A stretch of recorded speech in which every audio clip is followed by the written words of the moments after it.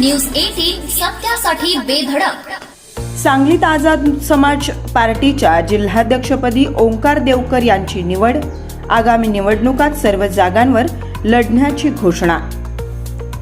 सांगली पश्चिम महाराष्ट्रातील राजकीय समीकरणांना नवे वळण देत आझाद समाज पार्टी काशीराम पक्षाच्या सांगली जिल्हाध्यक्षपदी ॲडव्होकेट ओंकार देवकर यांची नियुक्ती करण्यात आली।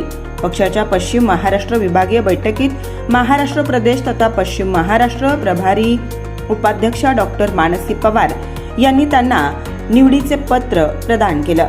या प्रसंगी केंद्रीय प्रभारी गौरी प्रसाद उपासक, राज्य प्रभारी रुपेश बागेश्वर, महाराष्ट्र प्रदेशाध्यक्ष मनीष दादा साठे आदी मान्यवर उपस्थित होते।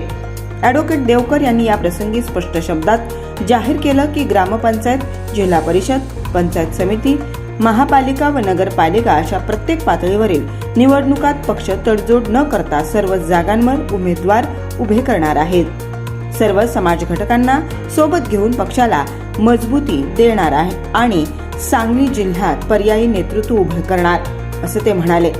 या घडामोडीमुळे सांगलीच्या आगामी राजकारणात आझाद समाज पार्टी एक नवीन शक्ती म्हणून उदयास येण्याची शक्यता वर्तवली जात आहे।